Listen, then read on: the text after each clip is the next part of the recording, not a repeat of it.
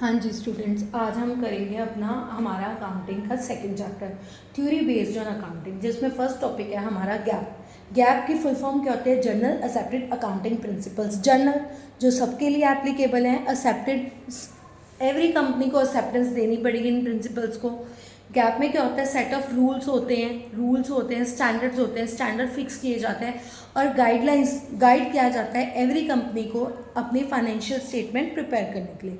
Every company has to follow that rules, standards and guidelines while preparing their financial statement. GAAP assures that financial reports are GAAP क्या assure करता है? जो हमारी financial reports हैं वो क्या होनी चाहिए? कंसिस्टेंट होनी चाहिए। Same method use every time, every year क्या करेंगे? हमने सेम मैथड यूज़ करना है। ऐसा नहीं हम कर सकते कि 2025 में हमने डिफरेंट मैथड चूज़ किया है, 26 में डिफरेंट कर रहे हैं, 27 में डिफरेंट कर रहे हैं, ऐसे नहीं है। वाइल जब हमारे अकाउंटिंग के हमारा मेमोरेंडम ऑफ एसोसिएशन बनता है तो उसमें हमें क्लियरली मेंशन करना पड़ता है कि हमारी कंपनी कौन सा मैथड यूज़ कर रही है। Next point is transparent. Transparent क्या है? जो भी हमारी फाइनेंशियल स्टेटमेंट्स रहेंगी वो क्लियर होनी चाहिए, अंडरस्टैंडेबल होनी चाहिए, ताकि एवरी पर्सन उसको क्या कर ले? क्लियरली अंडरस्टैंड कर पाए और हमारी कंपनी में इन्वेस्ट करने के लिए एग्री हो जाए easily. Next is compatible. Compatible होना चाहिए, can compare one company with other. अब every company same pattern follow करेगी, सेम मैथड से financial statement every year prepare करेंगे, तो वो क्या रहेगा? कंपेयर करना ईजी हो जाता है। वन कंपनी अनदर कंपनी से इजीली कंपेयर कर सकते हैं। Next, why GAAP is important. GAAP क्यों इम्पोर्टेंट है? जर्नल रूल्स बनाने क्यों इम्पोर्टेंट है?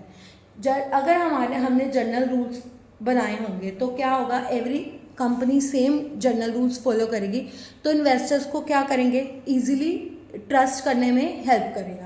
इन्वेस्टर्स हम पे इजीली ट्रस्ट कर पाएंगे कि वो हमारी कंपनी में इजीली इन्वेस्ट कर सकते हैं। क्यों? बिकॉज एवरीथिंग ट्रांसपेरेंट रहेगी तो इन्वेस्टर्स इजीली ट्रस्ट कर पाएंगे। देन है prevent fraud and manipulations. Her cheese clear and transparent रहेगी तो फ्रॉड और मैनिपुलेशंस होने के कोई चांसेस नहीं है। Make accounting uniform across companies. तो गैप क्या करता है? हमारी अकाउंटिंग को यूनिफॉर्म बनाता है अक्रॉस कंपनीज। का मीनिंग है if we want to compare Indian company with the foreign company, तो वो क्या कहेंगे? Same standard and rules follow कर रहे हैं तो हम इजीली उनको कंपेयर कर सकते हैं। नेक्स्ट टॉपिक है हमारा बेसिक अकाउंटिंग कॉन्सेप्ट्स। अकाउंटिंग के कुछ बेसिक कॉन्सेप्ट्स दिए गए हैं जिस पे अकाउंटिंग क्या होती है बेस्ड है। फर्स्ट हमारा बेसिक कॉन्सेप्ट है business entity. Business entity concept हमें क्या बोलते हैं? ये कॉन्सेप्ट हमारा एज्यूम करता है बिजनेस जो है, बिजनेस क्या है? सेपरेट एंटिटी है फ्रॉम इट्स ऑनर। ऑनर क्या होता है? जो अपनी कैपिटल क्या करता है? इन्वेस्ट करता है कंपनी में। और हमारे अकाउंटिंग क्या कहती है कि business is a different and owner is different. ठीक है, बिजनेस एक डिफरेंट एंटरप्राइज है एंड ऑनर इज डिफरेंट।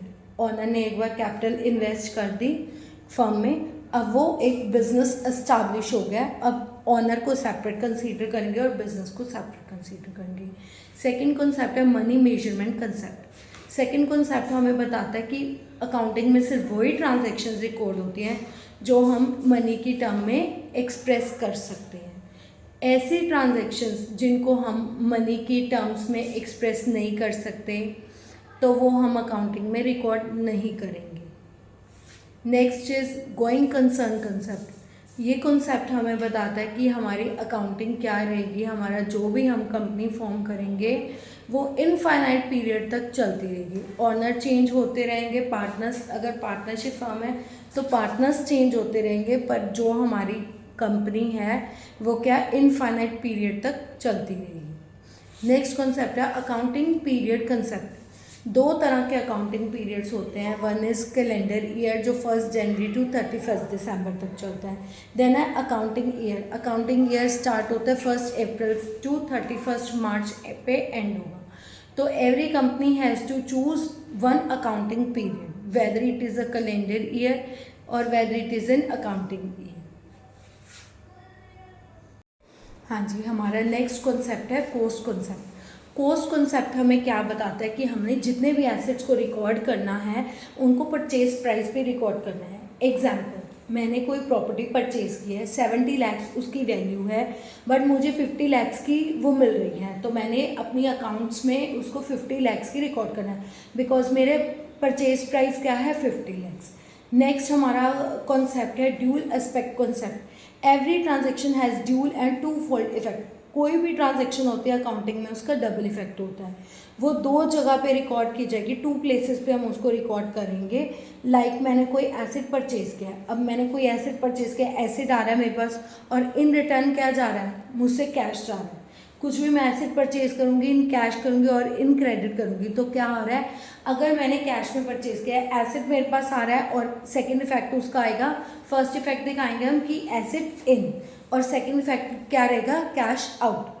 अगर मैंने क्रेडिट पे एसेट परचेज किया है तो एसेट में क्या आएगा, asset cash, asset in and liability हमारी एक क्रिएट हो जाएगी। नेक्स्ट कॉन्सेप्ट है हमारा revenue recognisation concept. Revenue recognisation concept हमें क्या बताता है, revenue for a business transaction should be included in accounting records only when it is realised. Example, कोई रेवेन्यू मैंने जिस टाइम पे अकर होगा उसी टाइम पे मैंने उसको रिकॉर्ड करना है।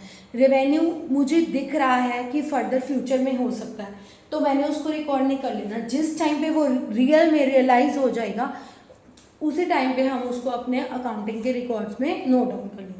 नेक्स्ट कॉन्सेप्ट है हमारा मैचिंग कॉन्सेप्ट। मैचिंग कॉन्सेप्ट हमें क्या कहता है, all revenues earn during the accounting year whether received और not, all cost incurred whether paid और not should be taken into account while calculating profit and loss. Last concept हमें क्या बताता है, जो भी हमारे रेवेन्यू है अकाउंटिंग में, अकाउंटिंग ईयर में जो भी हमारे रेवेन्यूज़ हैं, चाहे वो हमने रिसीव कर लिए या नहीं की, या कोई भी कॉस्ट है चाहे अभी पे नहीं की, लाइक इंश्योरेंस है, इंश्योरेंस मैंने एवरी ईयर इंश्योरेंस पे करनी होती है। इस ईयर मैंने क्या किया, जहाँ मैंने इंश्योरेंस कराई है वो कंपनी मुझे बोले कि आप नेक्स्ट ईयर ही इंश्योरेंस पे कर देना 2 ईयर्स की, तो हम क्या करेंगे, हमने अपने अकाउंट्स में इसी ईयर पे चाहे पे की है हमने अभी इंश्योरेंस की इंस्टॉलमेंट चाहे नहीं की, हमने उसको क्या कर लेना है, रिकॉर्ड कर लेना है।